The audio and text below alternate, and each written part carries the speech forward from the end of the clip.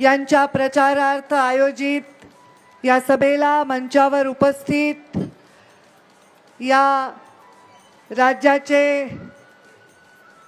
उपमुख्यमंत्री आदरणीय देवेंद्रजी फडणवीस, मंचावर उपस्थित उपमुख्यमंत्री आदरणीय अजितदादा पवार, आमचे सहकारी बबनरावजी लोणीकर, आमदार रत्नाकर गुट्टे, आमदार मेघना बोर्डीकर, आमदार बाबाजानी दुरानी, आमचे सहकारी सदाभाऊ खोत, राजेशजी विटेकर, माजी आमदार मोहन फड, माजी आमदार रामप्रसादजी बोर्डीकर, माजी आमदार विलासरावजी खरात, या मंचावर उपस्थित संजय केणेकर, राहुल लोणीकर, संतोष मुरकुटे, सौरभ परिहार, उपस्थित सर्व मान्यवर आणि महादेव जानकर यांच्या नामनिर्देशनासाठी आणि त्यांच्या विजयाच्या निश्चयासाठी त्यांच्यावर प्रेम करणाऱ्या आलेल्या सर्व जनता जनार्दनाला माझा नमस्कार. जय मल्हार.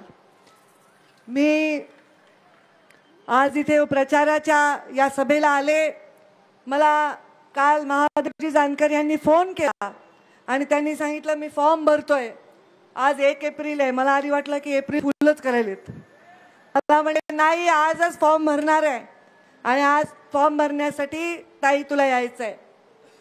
त्यांनी मला फोन नसता केला तरी माझ्या आत्तापर्यंतच्या परंपरेनुसार त्यांची काळजी घेण्यासाठी आणि त्यांच्या कार्यक्रमाला यशस्वी करण्यासाठी मी हातभार लावण्यासाठी आलेच असते. याच्यात कुठल्याही शंका असण्याचं कारण. मला आठवतो तो दिवस जेव्हा महादेव जानकरांच्या कार्यक्रमाला चौंडीला मी आणि मुंडे साहेब गेलो होतो आणि तेव्हा मुंडे साहेबांनी सांगितलं होतं की माझ्या वारस पंकजा मुंडे आहे तरी मी महादेव जानकरांना माझा मुलगा मानतो. तुम्हाला प्रॉपर्टी मिळणार नाही पण राजकीय वारसा नक्की मिळेल असं त्यांनी सांगितलं होतं.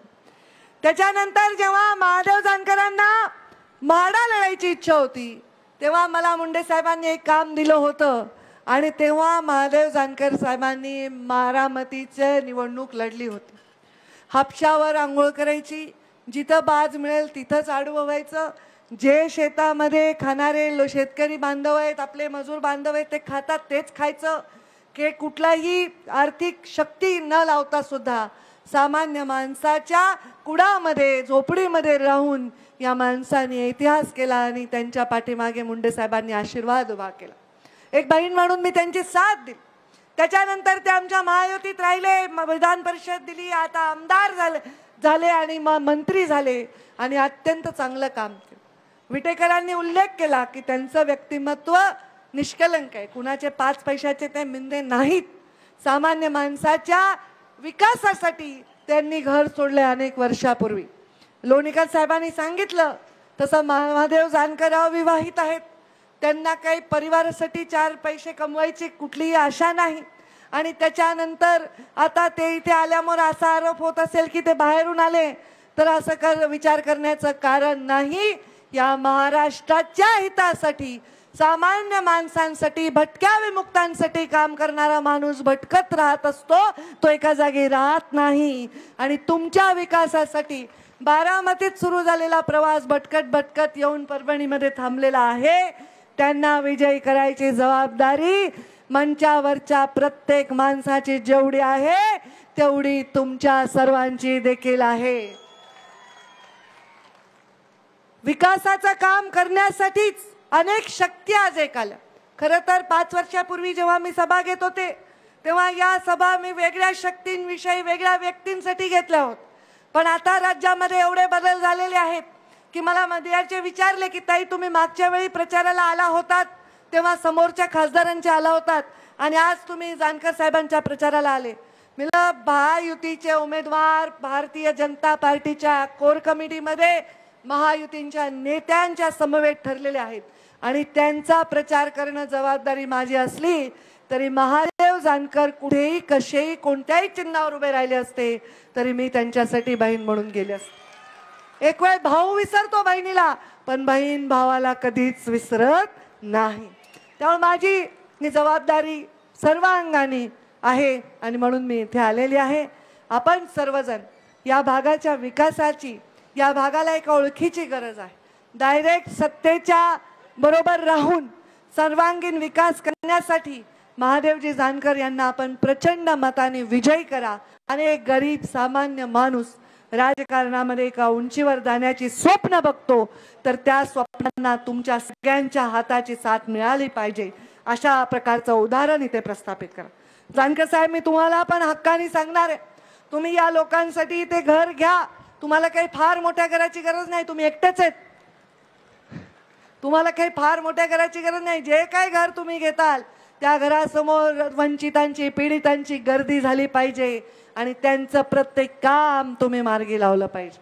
तुम्ही इथेच राहा, या लोकांच्या विकासासाठी काम करा, त्यांचं आयुष्य घडवण्यासाठी काम करा।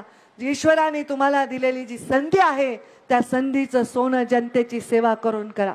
कारण सत्ता म्हणजे सर्व नाही, सत्तेमध्ये आम्ही राहिलो, पण माझ्या अनुभवामध्ये फक्त 95 ते 99 सालापर्यंत मुंडे साहेबांना सत्ता होती, नंतर कधीही सत्ता नव्हती, पण जनतेच्या मनात त्यांची सत्ता कधीच कमी झाली।